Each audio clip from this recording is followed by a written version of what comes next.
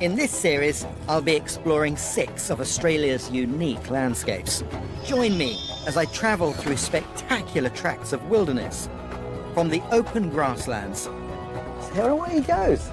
to the dark heart of the rainforest. Makes you feel very small and insignificant when you're standing next to a buttressed root like this. On the trail of the weird and wonderful animals found here and nowhere else. Whoa, that's a great creature. Wasn't that beautiful? For a naturalist, this is one of the most inspirational places to visit on our entire planet. This is my wild Australia.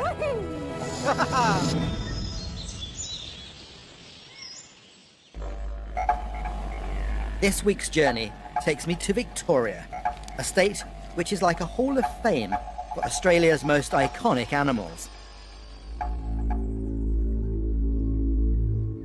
In this program, I want to explore the Australian bush. It basically refers to any landscape that contains gum trees. That could be open grassland with just a few trees to much denser vegetation like this woodland. What's really interesting though is that it's in the bushland that I'm likely to find the most classic of Australian wildlife. Victoria is the smallest state on the Australian mainland. It's on the southern coast and has a temperate climate. 60 kilometres southwest of Melbourne is the Youyangs National Park, where I'll be starting my search for koalas, kangaroos, and a unique and mysterious egg-laying mammal. The Youyangs are a series of granite ridges formed over 365 million years ago, when the granite eroded more slowly than the surrounding volcanic rock. The soil here is newer and more fertile than in other parts of Australia, so most of the original woodlands have been cleared for agriculture, leaving only pockets of native bush in a patchwork of farmlands.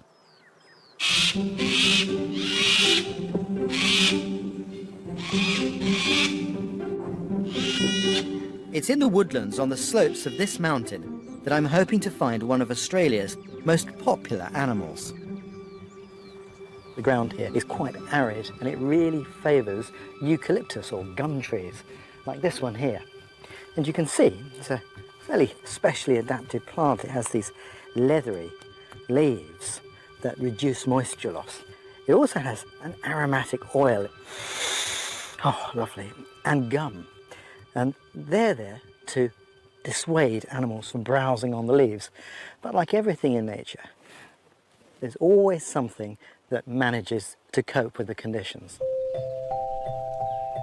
I'm meeting Janine Duffy, who's been researching the wildlife in the Youyangs for over 20 years. Hey Jane, are you watching what I think you want to look? Come on there. Lovely. Isn't he gorgeous? The ears are so lovely. Well, this is the first time I've seen a koala in the wild. Really? And it's a very special moment. I love the way he just leans against the tree. He looks like a commuter on a late train on a Friday evening from London. It's like, oh, we're going to rest here. This is a pillow.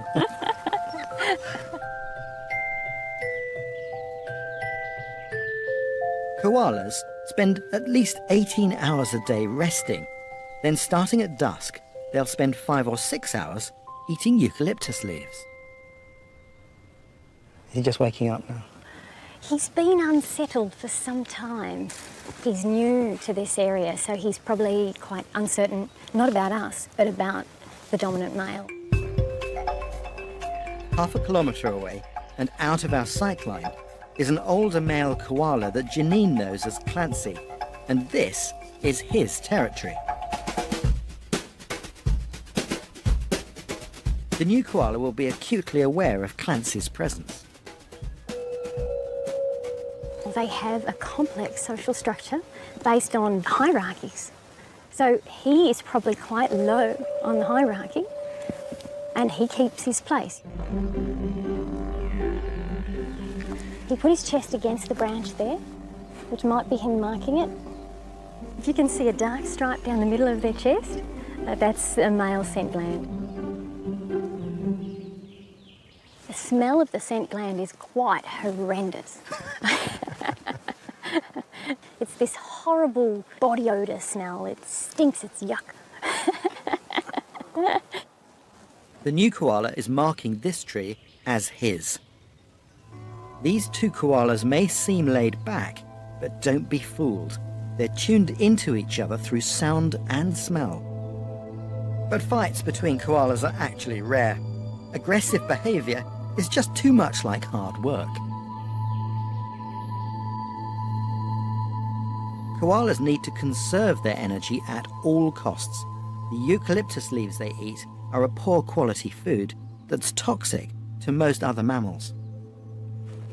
They've got this ability to cope with the gum leaves. Absolutely terrible food. How they do anything on that diet is ridiculous. That's amazing. Incredible. Even though koalas have a specially adaptive digestive tract, it still takes 200 hours to digest the leaves. Koalas just can't support a high-energy lifestyle. Finally, the young koala feels safe enough to relax and get down to some serious napping. You know, I've sat in under trees to watch wildlife, but I have never managed to balance with quite the aplomb that the koala there has. That's a neat act. I've rarely seen a koala in such a ridiculous position.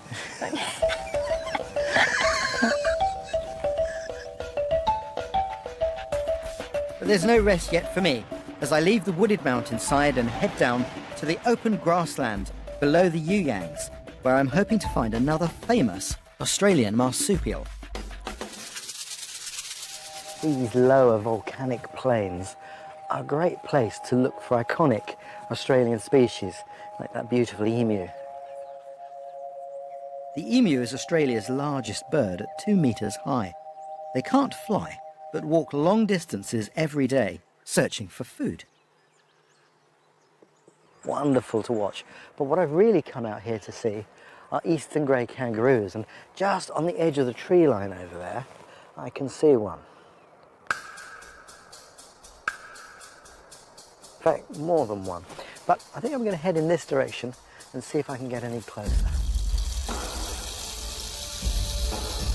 I'm going to use the bushes for cover. Eastern greys are one of the most common species of kangaroo in Australia. They're highly sociable and live in tight-knit groups called mobs of about 10 animals. The ground is covered in tracks, so I know they're nearby. I'm getting fleeting glimpses, but they're very wary.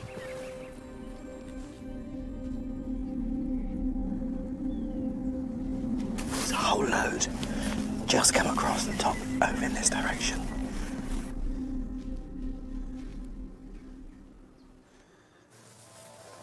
There's something obviously spooked them because they've come out into the open air and they've taken up an all-round defensive position. They're all up, looking, seeing what's going on.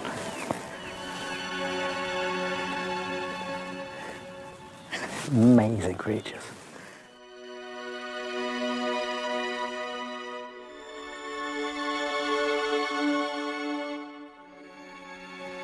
The males are so much bigger than the females, and they stand with that macho showing their biceps off. Quite something. You almost think they should have a can of lager in their hand.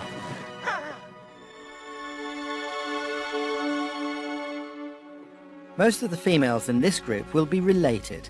Joeys stay in their mother's pouch until they're at least 7 months old. That last female, she had quite a big Joey in her pouch. You could just see his front legs poking out over the top. Look at that. Bouncing is a highly efficient form of movement. As Australia is a large and poorly vegetated country, the ability of the kangaroo to travel long distances using minimal energy has been the secret of its success. It doesn't get much more Australian than that, does it? Watching eastern grey kangaroos. Just love the way they move. Fantastic.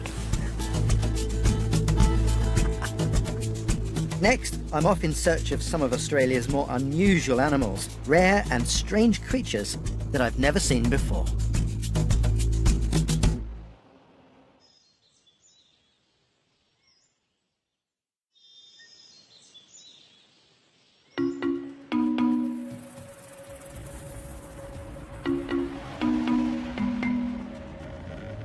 I'm exploring Victoria in southern Australia, and that really is a great place to see all the classic icons of Australian wildlife, the emu, the kangaroo, the koala.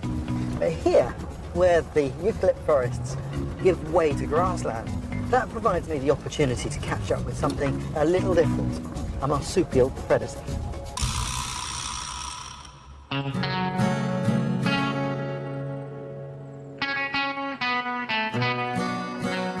This is the Mount Rothwell Conservation Reserve, 450 hectares of preserved native bushland, 45 kilometres west of Melbourne. Amazing old buildings. It looks like a film set, doesn't it? And it is a film set. And in the background there's a shooting range over there. It feels like there's a battle raging here. And of course this was built to represent one of the most interesting battles in Australian history, a battle between the police and their most famous outlaw, or as they call them, bush rangers, and that was Ned Kelly. However, this old film set was due for demolition until they discovered a different type of bush ranger living in the pub, but this one is a rather more lovable rogue. I'm meeting Jackie Young, an environmental conservationist on the reserve. Morning, Jackie. Welcome to the saloon of the Ned Kelly set. Tell me about what you've got hanging out in here. It's no longer bushrangers. We actually have spot-tailed or tiger quolls that have made this their home. We have one that nests under the floor and we have one that lives in the walls. So, yeah, pretty cool place to hang out if you're a quoll. I'm just about to check the camera traps if you're interested. So, what have you got? This is a spot-tailed or tiger quoll. Tiger quoll. They're the little cousins of the Tassie devil, so they're probably the size of a small dog. These tiger quolls may look cute, but like Ned Kelly, they're killers. They're the largest remaining carnivorous marsupial on the mainland. Their bigger relative, the Tasmanian devil, is now only found in Tasmania.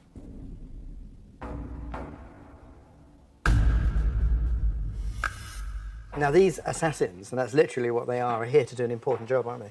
Yes, they were brought here as part of our rabbit control program. The rabbits do overgraze on a lot of the native grasses. They cause erosion through digging rabbit warrens, and the tiger quolls are certainly helping us out. Well, it would be really good to see some of these animals. Absolutely, come on through. Okay.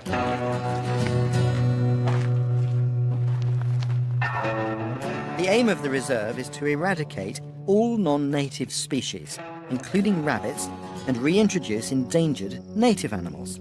The tiger quoll's smaller cousin, the eastern quoll, was totally wiped out on mainland Australia.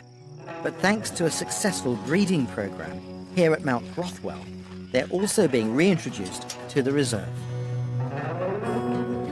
So this is Ken. He came to us from Tasmania. He and his sister broke into a supermarket over there and were sent into captivity. It's like the original inhabitants of Australia. Convicts. The convicts. He was transported to Australia for shoplifting, of all things. Yes. He participates in the breeding program, so he has fathered a litter this year and we'll hold on to him. There you go, convict Ken. Meeting Eastern Quoll Ken is a great introduction to the family, but I'm keen to see his more fearsome cousin, the tiger quoll. Luckily for me, one has been brought in for a routine medical examination. As quolls are nocturnal, we wait for dusk to set it free. Right then, Jackie, what have we got here? So this is Ned. So he's part of our rabbit control program and hopefully we can get him back out there. Okay. Ned is an extremely successful predator. He was 2 kilos when he was first released on the reserve, but thanks to his rabbit-rich, high-protein diet, he's now weighing in at a chunky 5 kilos. He's a much more heavily set animal, isn't he? Yes. You can see that. There you go. We're going to go back out for rabbits. Here, away he goes. Fantastic. That is great. And so there we are, another assassin back in Ned Kelly's pub waiting to ambush the rabbits that shouldn't be here.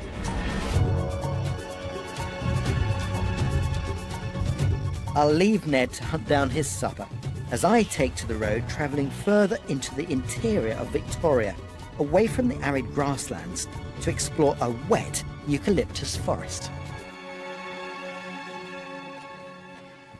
This is the Otway National Park. The gum trees grow here in protected valleys, and with a little bit of moisture, they can realise their full potential. They're staggeringly beautiful. I've come here to see my last iconic Australian animal. It's an unusual one, and this is a good habitat. It's difficult to see, but it's overcast, and that is a really good thing. It's the perfect conditions to go looking. The wet forest has an overstory of tall eucalyptus, like the swamp gum and stringy bark, but it also has a dense understory of smaller trees, broadleaf shrubs and ferns. The feel is lush, green and fertile, much more like a rainforest than the dry eucalyptus woodlands. But for the shy animal I'm seeking, I need to take to the water.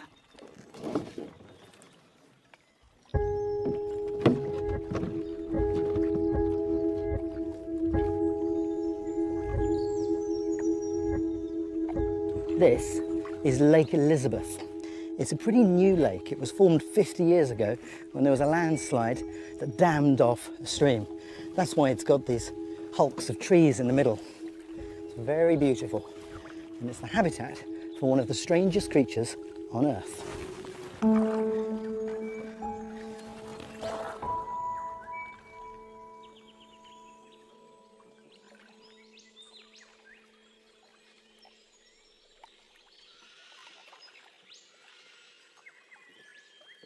I need to be as quiet as possible.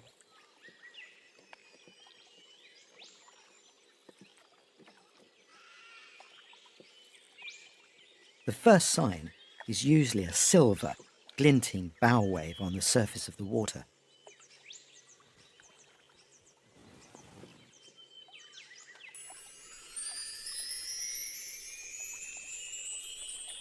That's fabulous. The platypus. There, look. It's coming towards us. Fantastic. An amazing creature. When word reached Europe, people couldn't believe that these creatures existed. A mammal that lays eggs. It's bizarre. It looks like a mole, but it's got a bill, like a duck. When the first skin came back, the naturalists who examined it even took scissors to try to pull it apart and find the stitching where a taxidermist had worked a hoax, but of course they couldn't. Eventually, the natural world was introduced properly to the platypus, and it's a remarkable creature.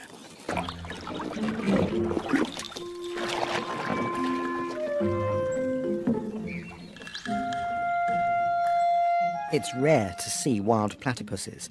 They are elusive creatures living in deep burrows in the banks and are seldom found on land. Beautiful. Weird looking thing. Platypuses are absolutely unique. They're warm-blooded and furry and feed their young with milk, but have a flattened skeleton and lay eggs like a reptile. Just there. And here. There. There. And there.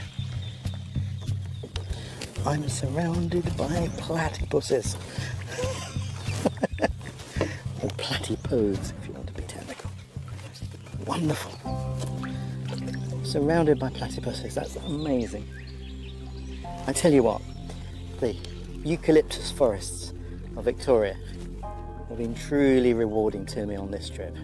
The things I've seen, but that beats all. 3 platypuses around me. Wow, that's so neat.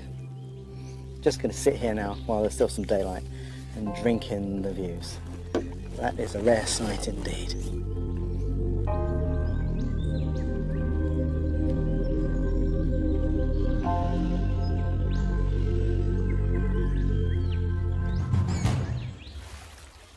Next time, I'm in the rainforest, searching for a giant prehistoric bird.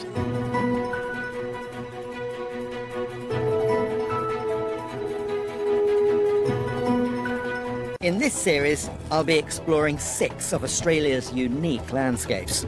Join me as I travel through spectacular tracts of wilderness, from the open grasslands There away he goes. to the dark heart of the rainforest. Makes you feel very small and insignificant when you're standing next to a buttressed route like this. On the trail of the weird and wonderful animals found here and nowhere else. Whoa, that's a great bridge. Wasn't that beautiful? For a naturalist, this is one of the most inspirational places to visit on our entire planet. This is my wild Australia.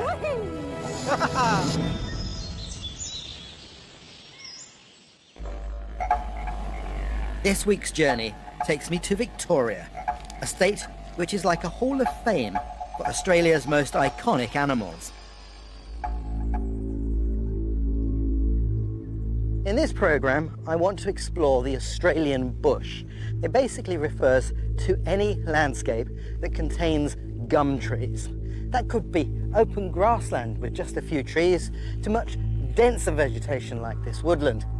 What's really interesting though is that it's in the bushland that I'm likely to find the most classic of Australian wildlife. Victoria is the smallest state on the Australian mainland. It's on the southern coast and has a temperate climate. 60 kilometres southwest of Melbourne is the Youyangs National Park, where I'll be starting my search for koalas, kangaroos, and a unique and mysterious egg-laying mammal. The Youyangs are a series of granite ridges formed over 365 million years ago, when the granite eroded more slowly than the surrounding volcanic rock.